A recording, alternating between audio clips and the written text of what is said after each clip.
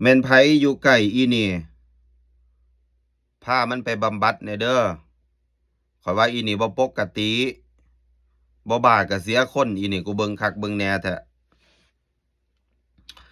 สบายดีสวัสดีครับทักทาย FC ทุกท่านที่เข้ามาติดตามรับชมอยู่กับผมเทพโยครับพี่น้องทางเมืองไทยตอนนี้ก็ประมาณ8โมงเช้าทักทายพี่น้องฝั่งไทยฝั่งลาวอย่าลืมฝากกดแชร์แสดงความคิดเห็นกันเข้ามาครับพี่น้องล่าสุดมีคอมเมนต์แปลกๆพี่น้องตอนแรกเนี่ยข่อยก็คิดว่าเป็นเขมรเบิ่งไปเบิ่งมาอ๋อมันเป็นภาษาลาวตัวนี้อ่าประเด็นคือว่าผมนำเสนอแรงงานลาวเสียชีวิต1 คนบาดเจ็บสาหัส11 คนทุกคนก็คือสิเห็นข่าวเนาะรถตู้พาแรงงานลาวไปต่อพาสปอร์ตที่หนองคายที่อุบลวิ่งชนรถ10 ล้อท้ายรถ10 ล้อเสียชีวิตก็ข้อยก็นำเสนอทางเพจเด้ทำเสนอทางเพจอีนี่ก็มาคอมเมนต์3-4คอมเมนต์บ่แม่นคอมเมนต์เดียวเด้ข้อยก็เริ่มสงสัยว่าอีนี่บ่ปกติแทนที่สิคอมเมนต์โศกเศร้าเสียอีนี่คอมเมนต์หัวเราะกักๆๆสะอิกสะอ้อยเพิ่นม่วนเพิ่นอ่าอันนี้คือเพิ่นคอมเมนต์เพิ่นตอนแรกคือคิดว่าเขมรบ่แม่นเขมรลาวลาวนำกันแต่ว่ากดหัวเราะแทนที่สิโศกเศร้าเสียใจหัวเราะอ่าก็เลยอยากจะฝากบอกว่าพามันไปบำบัดแหน่มันบ่ปกติเบิ่งแล้วนี่หน้าตามันนี่แหละเห็นบ่อ่าหน้าตาเบิ่งสภาพนี่นะคือสิแม่นพ่วมถือเขาลากไปข่มขืนข้างพุ่มไม้หลุดมาหมาดๆสภาพคือถือข่มขืนหมาดๆเลยแหละอ่าอันนี้ขนาดใส่ฟิลเตอร์เด้เนี่ยไปเบิ่งในโพรไฟล์ใส่ฟิลเตอร์กูก็เงิดว่าเอไอมันคืออนุญาตให้เข้าถึงเฟซบุ๊กเบิ่งลักษณะเบิ่งผมนี่แม่นถือเขาลากคือสิแม่นเขาลากแต่คันแท้หน้าอีกฝั่งหนึ่งลากไปอีกพุ่มไม้หนึ่งเอ่อคอมเมนต์บ่ฮู้จักกาลเทศะยักจะอยากคอมเมนต์ตกลงนี่บ่เข้าใจความหมายคืออิหยังอ่าประเด็นเรื่องแรงงานลาวเสียชีวิตเนี่ยข้อยก็บอกว่าแรงงานลาวที่อยู่ในประเทศไทย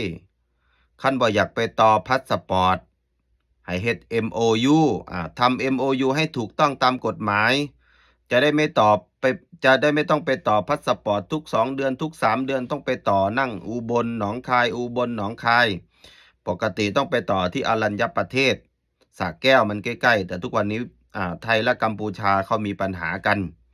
ก็ต้องเดินทางไกลจะไปเดินทางทำไมทำ MOU จบถูกต้องตามกฎหมายไม่จำเป็นจะต้องทำงานแบบผิดกฎหมายด้วยซ้ำเรื่องการเสียชีวิตเนี่ยมันไม่ใช่เพิ่งเกิดขึ้นบ่อยโดยเฉลี่ยนะครับรถตู้ในประเทศไทยเกิดอุบัติเหตุมากที่สุดมากกว่ารถบรรทุกทั่วๆไปมากกว่าการขับขี่ตามท้องถนนทั่วๆไปเพราะรถตู้เขาขับเร็วเขาต้องการทำรอบรีบไปส่งที่สระแก้วรีบกลับมารับใหม่รีบไปส่งเขาได้เที่ยวละ 1,000เข้าใจไหมเพราะฉะนั้นคนที่นั่งกับรถตู้อยู่ในรถอันนี้คือไม่เหมารวมพี่ๆรถตู้ทุกคนนะส่วนมากเขาก็จะเร่งทำเวลาเพราะเที่ยวละ 1,000เพราะฉะนั้นคือคนที่นั่งอยู่ในรถก็ต้องเสี่ยงถ้าเป็นช่วงหน้าแล้งก็โอเคนะครับถนนหนทางไม่มีฝนไม่ลื่นก็ปลอดภัย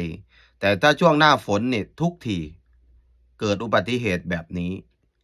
เพราะฉะนั้นคือการโปรโมทการประชาสัมพันธ์นะครับการทำ MOU ทุกวันนี้มันไม่จำเป็นจะต้องเดินทางไปที่สปป.ลาวแล้วบริษัทเข้ามาตั้งที่กรุงเทพเขาก็ประกาศเป้าไปจากเขต MOU มาเด้อ11,000 บาทปีหนึ่งมี12 เดือน MOU ปีต่อปีหรือ2 ปีต่อคุ้มไหมคุณไปต่อพาสปอร์ตทุกเดือนปีหนึ่งมีกี่เดือนล่ะ12 เดือนครั้งละ 1,000ก็ 12,000เสียเวลาอีกต้องลางานเสี่ยงกับชีวิตอีกต้องคิดให้ดีอันนี้คืออยากจะฝากถึงพี่น้องคนลาวทุกคนที่ทำงานอยู่ในประเทศไทยถ้าเราทำงานถูกต้องตามกฎหมายผ่อนรถได้สอบใบขับขี่ได้เข้าถึงประกันสังคมเจ็บไข้ได้ป่วยเข้าโรงพยาบาลในประเทศไทยได้มันคัฟเวอร์หมดเลยไปไหนมาไหนก็สะดวกสบายเข้าห้างเข้าพุงเข้าผับเข้าบาร์นะครับเขาตรวจบัตรเขาก็เห็นนะครับเราอย่าไปอาศัยทำแบบนี้เสียชีวิตขึ้นมาเราจะไปโทษใครกรมแรงงานก็ไม่ได้ เพราะเราเข้าทำงานผิดกฎหมาย เราแค่พาสปอร์ตเฉยๆบัตรท่องเที่ยวใครจะรับผิดชอบเสียชีวิตสมมุติว่าไปทำงานกับบริษัทที่เมืองไทยถูกต้องตามกฎหมายมี MOU ประกันสังคมมีเสียชีวิตอยู่ในหน้างานเกิดอุบัติเหตุเขาก็คัฟเวอร์หรือว่าควบคุมเราก็ได้ค่าตอบแทนพิการขึ้นมาตาแตกขาหัก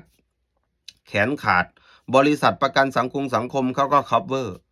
แต่ถ้ามาเสียชีวิตแบบนี้อย่างที่เห็นนะครับรถตู้อย่างเงี้ยใครรับผิดชอบ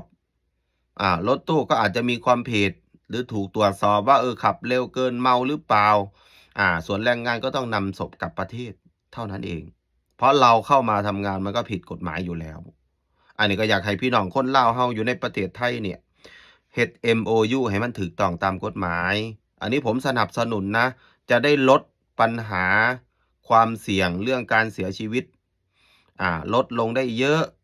ไม่ใช่ว่าตื่นเช้ามาจะต้องเจอแรงงานลาวเรียกรถตู้มีบริษัทรถตู้มารับวันหนึ่งเป็นหมื่นๆคน 5,000 คนไปต่อตามแนวชายแดนทุกวันอย่างเงี้ยมันก็ต้องเกิดอุบัติเหตุนะครับสิ่งที่ผมนำเสนอไปเนี่ยถ้าคิดว่าเป็นประโยชน์ก็ฝากกดแชร์ฝากคอมเมนต์เข้ามานะครับถือว่าเป็นผลที่ดีผมก็ไม่อยากเห็นใครบาดเจ็บล้มตายผมก็ขอแสดงความเสียใจกับญาติพี่น้องผู้ที่เสียชีวิตทุกคนไม่ว่าจะเป็นคนประเทศไหนก็แล้วแต่ไม่อยากเห็นแบบนี้นะครับอ่าฝากกดแชร์น้ำด้วยครับพี่น้องครับท่านใดที่เข้ามาติดตามรับชมหรือท่านใดที่เข้ามาชมย้อนหลังทักทายกันยามเช้าครับพี่น้องมื้อนี้เป็นมื้อวันจันทร์อ่าวันจันทร์ยามแลงครับวันหยุดบ้านผมแต่ว่าทั้งเมืองไทยมื้อนี้เป็นวันอังคารเวลามันก็สิต่างกันครับพี่น้องท่านใดที่เข้ามาชมย้อนหลังฝากกดแชร์นำ